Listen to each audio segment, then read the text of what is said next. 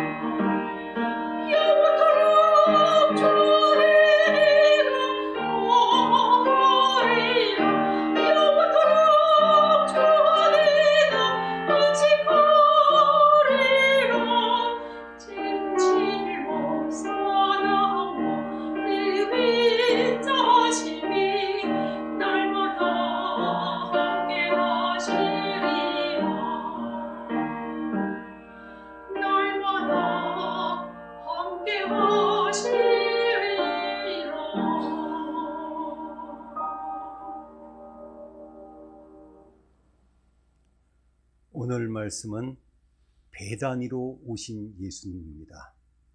예수님께서 이 베다니에 여러 번 오셨습니다. 그런데 성경에는 베다니라고 하는 곳이 이름은 같지만 두 곳입니다. 그래서 저는 이것을 동명이지라는 말을 써서 늘 설명합니다. 이런 말이 전혀 없었던 것은 아니지만 제가 이 성서지리 쪽에서 이 말은 강조해서 쓴 보람 있는 용어입니다. 이름은 같은데 다른 곳입니다. 그런데 예수님께서 두 곳 다 가셨지만 또 하나의 베다니는 요한복음 1장 28절에 기록되었는데 세례 받으신 곳입니다.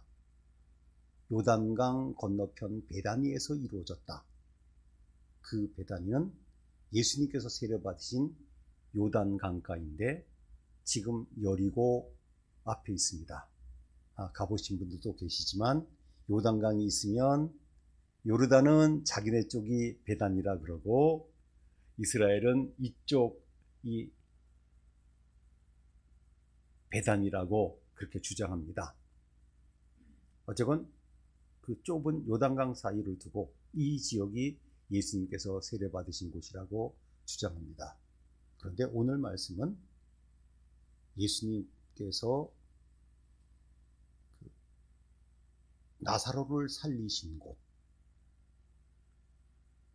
나사로의 집이 있는 이 베다니, 그리고 고난 주간에 이곳에서 머무르신 귀한 곳, 그리고 예수님께서 승천하신 곳이 그냥 우리는 감람산으로 알고 있지만 오늘 말씀은 정확하게 이야기하고 있습니다. 감람산이 좀 넓은 지역이지만 베다니 앞에서 승천하셨다. 이렇게 예수님의 승천 장소를 더 정확하게 이야기하고 있는데 그곳이 바로 베다니 앞이라고 성경은 정확하게 기록되어 있습니다. 제가 성서지리를 연구하면서 성경을 더 사랑합니다. 그 이유는 역시 성경은 지리적인 풀이 설명이 너무 많이 있어요. 그 중에 하나가 11장 18절에는 이렇게 이야기합니다. 베다니는 예루살렘에서 가깝기가 한 오리쯤 되어, 한 오리, 대략 오리쯤 되었다. 그 당시 그 측량하던 그 단위로 예루살렘에서부터 동쪽으로 한 3km 정도 떨어져 있습니다. 맞은편에 감람산이 있죠. 감람산 기슭에 있는데 안타깝게도 예전에는 이곳을 쉽게 갔지만 지금은 분리장벽이 가로막혀 있어서 성지순례객들이 거의 찾지 않는 장소가 되었습니다. 예전에는 좀 많이 찾았습니다. 이곳은 아랍인들이 에이자리아라고 부르는 동네인데 그게 바로 아랍식으로 나사로를 이야기하고 있습니다. 지금은 약 17,000명의 아랍인들이 사는 동네입니다. 이제 이 베다니가 어떤 곳인지 먼저 사진으로 보시겠습니다. 네, 이것은 제가 이스라엘 성지에서 베다니 설명한 내용입니다. 네, 이곳에 가면 1960년대에 세워진 그리스 정교회에서 세운 교회가 있습니다. 네, 지붕이고요. 네, 이 교회 앞마당을 잠깐 봅니다. 네, 교회 입구에 설명 표지가 있고요. 네, 또 성경 구조도 이렇게 새겨 놓았습니다. 네, 또 예전 있던 모자이크도 보여주고 있습니다. 네, 이 교회의 바깥 정면 모습입니다. 네, 멀리서 본 교회 모습입니다. 네, 멀리서 찍어 보았습니다. 자, 더 중요한 데가 있습니다. 기념으로 세운 교회보다 더 중요한 게 바로 이 길 골목을 가면요. 네, 나사로 무덤이라고 되어 있습니다. 가봅니다. 네, 저렇게 그 골목 한쪽 옆에 나사로 무덤 표지판이 있습니다. 네, 들어가 봅니다. 네, 이제 안으로 들어가 봅니다. 네, 들어가면 지하로 내려갑니다. 네, 지하로 내려가면 네, 이곳이 나사로 무덤이라고 알려진 곳입니다. 네, 당연히 빈 무덤이죠. 네, 이 베다니의 의미를 생각해 봅니다. 성경에는 예수님께서 언제 베다니에 처음 가셨는지는 기록하지 않습니다. 다만 누가복음 14장 22절에 보면 예수님께서 각 성도 다니셨지만 특별히 예루살렘 지역도 여행하셨다, 이런 말씀이 기록되어 있는데, 아마 그때 예수님께서 이 동네 저 동네 다니면서 복음 전하시다가 이 베다니도 들렸던 곳으로 보여집니다. 더군다나 이 베다니가요, 이런 동네 이름이 있습니다. 가난하고 고통받는 자들의 집. 동네 이름이 썩 좋은 건 아니죠. 네?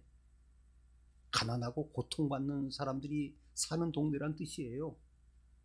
바로 옆에는 제일 웅장한 성전이 있고 부자와 권력자와 힘 있는 자들이 사는 곳인데, 건너편 갈릴리 이 감람산 기슭에는 그야말로 힘없고 어려운 사람들이 사는 동네였습니다. 그래서 예수님이 이곳에 가셨었습니다. 그리고 한 가정을 특별히 사랑하셨는데, 바로 마르다, 마리아, 나사로의 가정입니다. 아마 부모님이 안 계신 것으로 보여집니다. 부모님 이름이 나와야 되는데 가난한 집이었을 거예요. 뒤에 보면 예수님을 위해서 잔치를 베풀 때 나사로의 집에서 못하고 한센스 시병을 앓고 있는 그 시몬의 집에서 잔치를 벌린 거 보면 가난했을 거예요. 몇 번 가셨는지 모르지만 그 가정을 특별히 사랑했습니다. 그래서 나사로가 병들었을 때 급하게 연락했죠. 뭐라고 합니까? 사랑하시던 자가 병들었습니다. 예수님은 잠든다 그랬더니 제자들이 또 늘 예수님의 말귀를 못 알아들어요. 잠들었으면 깨면 되겠네요. 그랬더니 예수님께서 잠들었단 말은 죽었다는 뜻이야.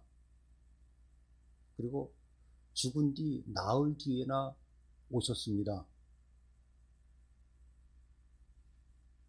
예수님께서 이제 나사로를 이곳에서 살렸습니다. 예수님이 자주 오셨던 것 같습니다. 마르다가 이렇게 이야기합니다. 주께서 여기 계셨으면 내 오라비가 죽지 않겠습니다. 그런데 죽었습니다. 이걸 보면 예수님께서 너무 사랑하셨고 늘 아끼시던 집이에요.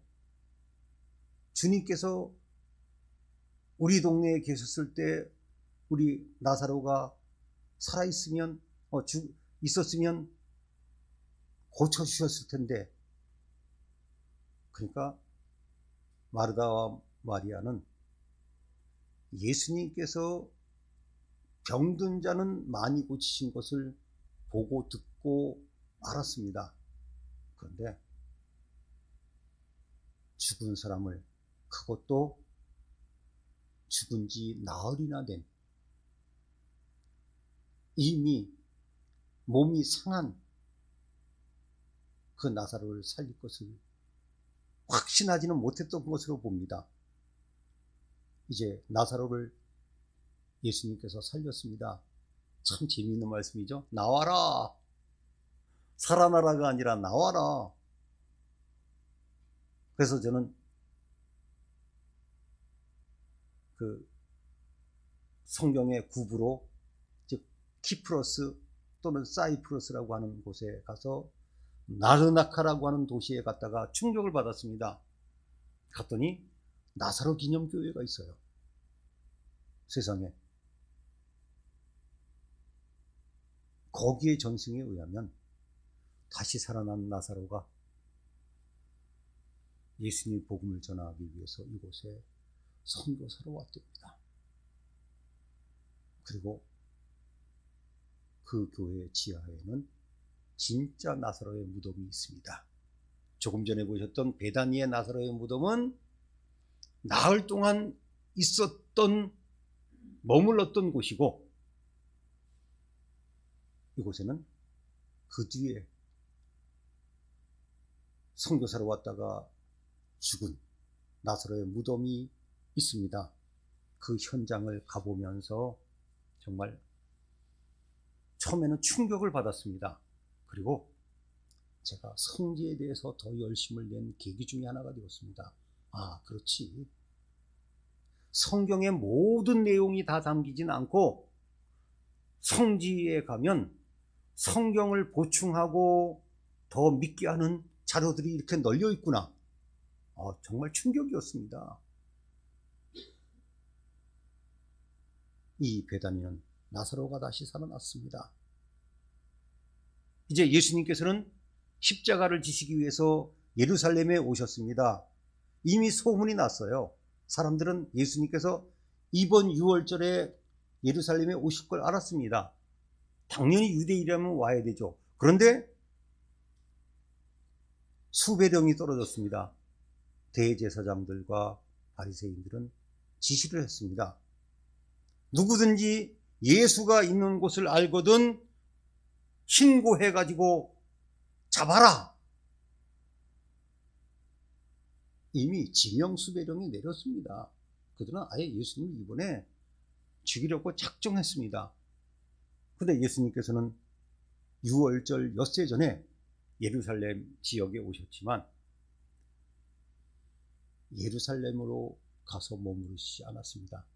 또 예루살렘은 이 6월절 같은 절기가 되면요, 전국에서 몰려오기 때문에 특수 상황이기 때문에 숙소 구하는 것 거의 불가능합니다, 사실은.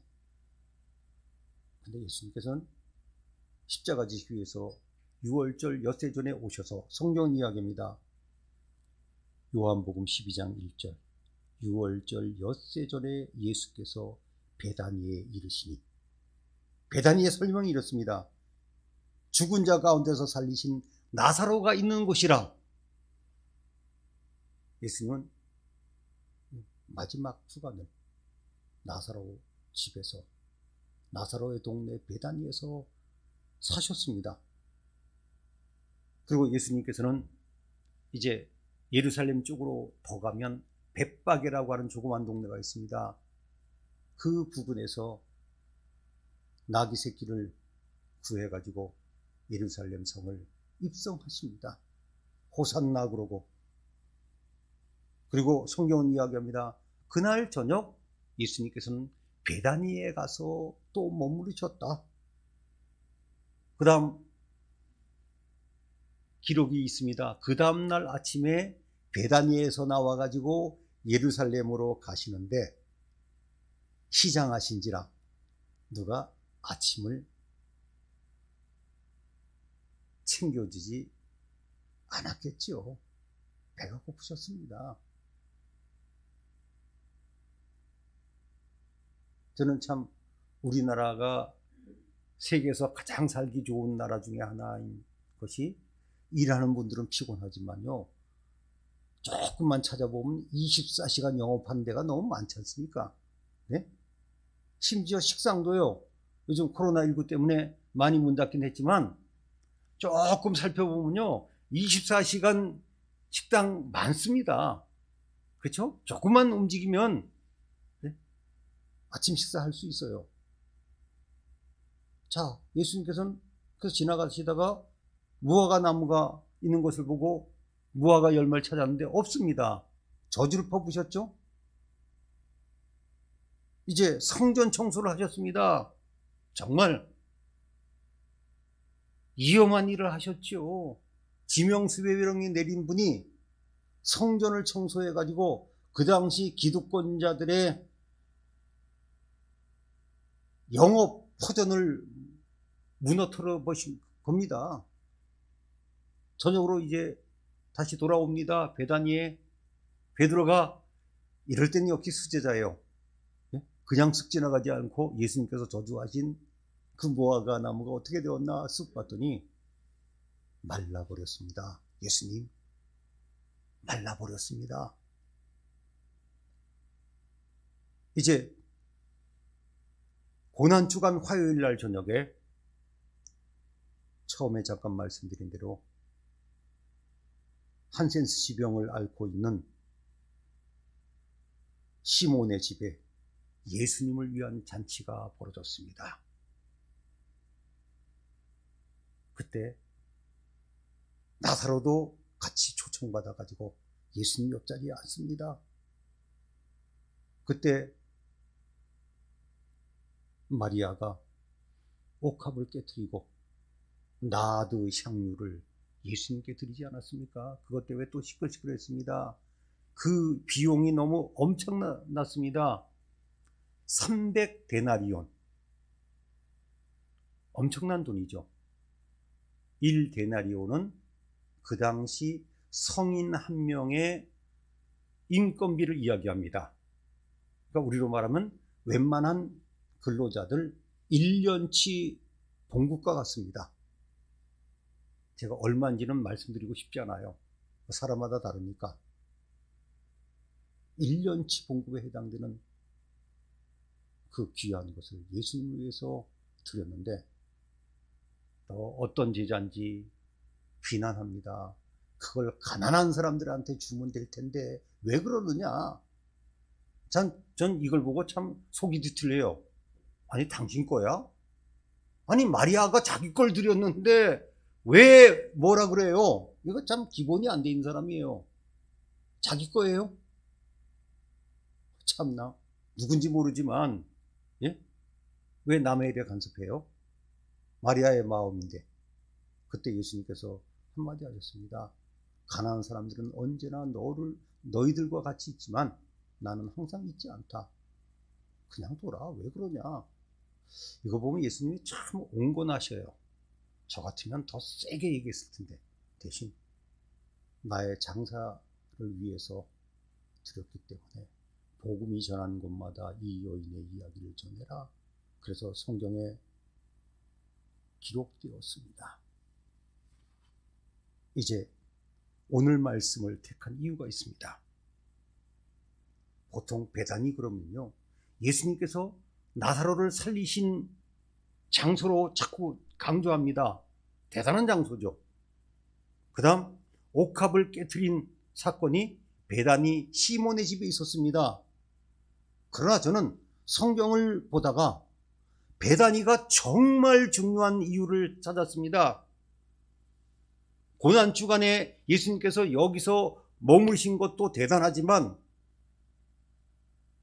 부활하신 예수님께서 40일을 계시다가 승천하신 장소를 정확하게 이야기합니다.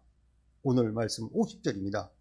저희를 데리고 베다니 앞까지 나가사 손을 들어 저희에게 축복하시더니 축복하실 때에 저희를 떠나 승천하셨다고 되어 있습니다.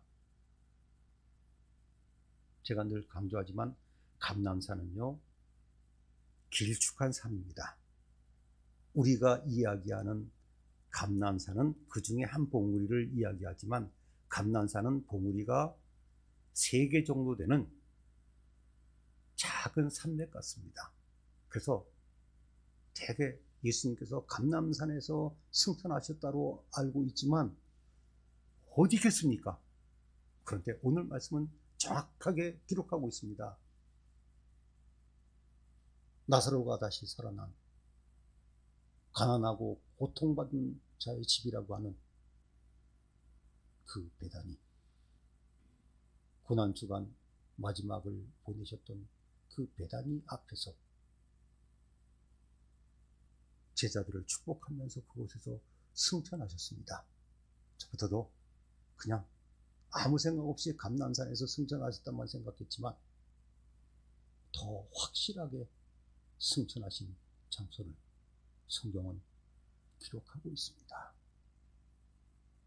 베다니가 이렇게 놀라운 장소입니다. 교우 여러분, 예수님이 사랑하셔서 자주 들리시던 가정이 있는 베다니 사모하는 것이죠.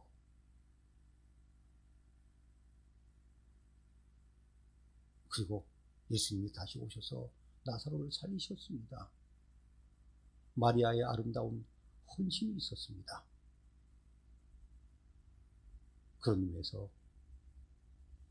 내 마음이 예수님을 모신, 예수님 머무르시는 베다니가 되어야 합니다. 우리 가정이 베다니가 되어야 됩니다. 우리 주심교회가 베다니가 되어야 됩니다. 그래서 저 가까이에 있는 어떤 교회는 이름이 아예 베다니 교회예요. 이름 잘 졌죠. 아름답죠. 그거보다 더 중요한 거 있습니다. 예수님께서 부활하시고 승천하신 곳이 바로 이 베다니 앞입니다. 제자들은 베다니 앞에서 예수님의 승천하신 것을 두 눈으로 똑똑히 보았습니다. 저는 신앙이라는 것을 때로는 간단하게 여깁니다.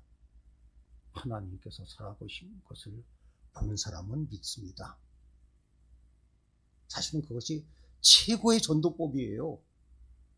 어떤 말로 능력전도란 말을 쓰기도 하지만 하나님의 역사를, 기도응답을, 살아계신 것을 본 사람만이 믿습니다. 저는 요즘 여러 가지로 걱정들 많이 하지만 저는 걱정하지 않습니다. 하나님께서 역사하시고 그것을 보고 체험한 사람은 믿을 수밖에 없습니다. 베다니의 축복이 있으면 믿을 수밖에 없습니다. 베다니에서 나사로가 살아난 것을 본 사람들이 예수님을 안 믿을 수 있었겠습니까? 예수님께서 승천하신 것을 본 사람들이 안 믿을 수 있겠습니까? 그런 의미에서 우리 베다니, 정말 이름은 인간적으로 안 됐어요. 가난하고 비참하고 어려운 사람들의 집이라고 세상적으로는 알려져 있지만 지구상에 있는 어떤 장소보다 아름답고 귀한 곳으로 예수님께서 바꾸어 주셨습니다. 베다니의 은혜가 우리 마음속에, 우리 가정 속에, 우리 교회 속에, 또 우리나라 각처마다 이러한 역사가 일어나기를 소원합니다. 기도하시겠습니다. 하나님 아버지, 은혜를 감사합니다. 오늘도 귀한 말씀 주셔서 기도와 소원의 제목으로 삼습니다. 우리 마음이 베다니가 되게 해 주시옵소서. 베다니의 헌신도 있게 하시고 이 앞에서 승천한 예수님을 본 것처럼 믿음의 눈으로 하나님의 살아계신 것을 볼 수 있는 베다니의 역사가 늘 나타나게 해 주시옵소서. 요즘 많은 분들이 예배도 제대로 드리지 못하고 또 많은 어려움들이 있지만 베다니의 역사를 나타내 주시기만 하면 믿는 사람들의 수가 늘어나고 교회들이 살아나고 하나님의 역사가 계속될 줄을 믿습니다. 베다니의 역사를 나타낼 수 있도록 저희들이 믿음으로 살아가는 나사로 가정 되게 해 주시옵소서. 예수님의 이름으로 기도하옵나이다. 아멘.